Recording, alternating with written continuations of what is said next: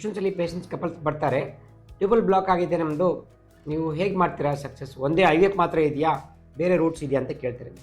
ಖಂಡಿತವಾಗಿಯೂ ಬೇರೆ ಬೇರೆ ವಿಧಾನಗಳಿದೆ. ನಾನು doctor Vijay Kumar PK, ವರದಾನ್ fertility ಸೆಂಟರಿಂದ ಮಾತಾಡ್ತಾ ಇದ್ದೀನಿ. ನಿಮಗೆ ಎಕ್ಸ್ರೇಯಲ್ಲಿ ರಿಪೋರ್ಟ್ಸು ಟ್ಯೂಬಲ್ ಬ್ಲಾಕ್ ಅಂತ ಬಂತು, ಅಥವಾ ನಿಮ್ಮ ಒಂದು ಟ್ಯೂಬ್ ಬ್ಲಾಕ್ ಆಗಿದೆ, ಇನ್ನೊಂದು ಟ್ಯೂಬ್ ಓಪನ್ ಆಗಿಲ್ಲ ಎಕ್ಸ್ರೇಯಲ್ಲಿ, ಅಥವಾ ತುಂಬ ವರ್ಷದಿಂದ ಮದುವೆ ಆಗಿ ಮಕ್ಕಳೇ ಆಗಿಲ್ಲ, 10 ವರ್ಷ 12 ವರ್ಷ 15 ವರ್ಷ ಅಂಥವ್ರಲ್ಲಿ ಖಂಡಿತವಾಗಿ ಖಚಿತವಾಗಿ ಒಂದು ಟ್ಯೂಬಲ್ ಬ್ಲಾಕ್ ಇದ್ದೇ ಇರುತ್ತೆ. ಅದನ್ನು ಓಪನ್ ಮಾಡೋದಕ್ಕೆ ನಾವು ಏನು ಮಾಡ್ತೀವಿ ಅಂದರೆ ಹಿಸ್ಟ್ರೋಸ್ಕೋಪಿ ಲ್ಯಾಪ್ರೋಸ್ಕೋಪಿ ಅಂತ ಮಾಡಿ ಕ್ಯಾನ್ಯುಲೇಷನ್ ಅಂತ ಮಾಡ್ತೀವಿ. ಸೊ ಇವಾಗ ಒಂದೊಂದ್ಸಲಿ ಒಂದೇ ಕಡೆ ಟ್ಯೂಬಲ್ ಬ್ಲಾಕ್ ಆಗಿರ್ಬೋದು, ಎರಡೂ ಆಗಿರ್ಬೋದು, ಅಥವಾ ಟ್ಯೂಬ್ ತುಂಬ ಡ್ಯಾಮೇಜ್ ಆಗಿರ್ಬೋದು, ಅಥವಾ ಬರೀ ಮ್ಯೂಕಸ್ ಪ್ಲಗ್ ಇರುತ್ತೆ, ಅಥವಾ ಪಾಲಿಪ್ ಬಂದು ಕೂತ್ಕೊಂಡಿರುತ್ತೆ, ಅಥವಾ ಏನೋ ಒಂದು ಕಾರಣದಿಂದ ಇನ್ಫೆಕ್ಷನ್ಸ್ ಆಗಿ ಟ್ಯೂಬ್ ದಪ್ಪ ಆಗಿರ್ಬೋದು, TB ಇನ್ಫೆಕ್ಷನ್ಸ್ ಆಗಿರ್ಬೋದು, ಅಥವಾ PID ಅಂತ ಬರುತ್ತೆ, ಪೆಲ್ವಿಕ್ ಇನ್ಫ್ಲಮೇಟರಿ ಡಿಸೀಸ್ ಅಂತ ಆಗಿರ್ಬೋದು. ಸೊ ಇದನ್ನು ನಾವು ಕಂಡುಹಿಡಿದು ಹೇಗೆ? ಎಕ್ಸ್ರೇಯಿಂದ ಗೊತ್ತಾಗೋದಿಲ್ಲ ಖಂಡಿತವಾಗಿಯೂ. ಅದಕ್ಕೆ ನಾವು ಇದು ಸ್ಮಾಲ್ ಸರ್ಜರಿ ಅಂತೀವಿ, ಅಂದರೆ ಹಿಸ್ಟೋಸ್ಕೋಪಿ ಲ್ಯಾಪ್ರೋಸ್ಕೋಪಿ ಕ್ಯಾನ್ಯುಲೇಷನ್ ಅಂತ ಮಾಡ್ತೀವಿ.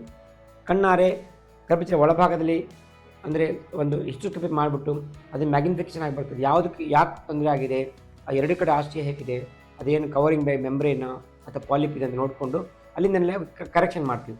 ಮತ್ತು ಮೇಲಿಂದ ಲ್ಯಾಪ್ರೋಸ್ಕೋಪಿ ಮಾಡಿದಾಗ ಯುಟ್ರಸ್ ಹಿಂಭಾಗ ಹೇಗಿದೆ, ಟ್ಯೂಬನ್ನು ಫುಲ್ ಲೆಂತ್ ನೋಡ್ತೀವಿ, ಚೆಕ್ ಮಾಡ್ತೀವಿ.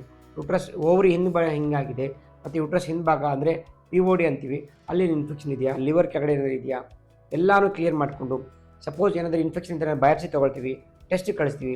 ಅದರಲ್ಲಿ ಏನಾದರೂ ಪಾಸಿಟಿವ್ ಬಂದರೆ, ಸಪೋಸ್ ಪಾಸಿಟಿವ್ ಅಂದರೆ TB ಕಾಯಿಲೆ ಬಂತು ಅಂದ್ಕೊಳ್ಳಿ, ಅದಕ್ಕೆ ಮತ್ತೆ 6 ತಿಂಗಳು ಮಾತ್ರ ಕೊಡ್ತೀವಿ. ಸೊ ಇದರಿಂದ ನಾವು ಕ್ಯಾನ್ಯುಲೇಷನ್ ಮಾಡಿ ಆ ಟ್ಯೂಬ್ಸ್ನ ಎರಡೂ ಓಪನ್ ಮಾಡಿ ಆಮೇಲೆ ನಿಮಗೆ ಸಕ್ಸೆಸಿವ್ ಆಗಿ ನ್ಯಾಚುರಲ್ ಟ್ರೈ ಮಾಡೋಕ್ಕೆ ಬಿಟ್ಬಿಡ್ತೀವಿ.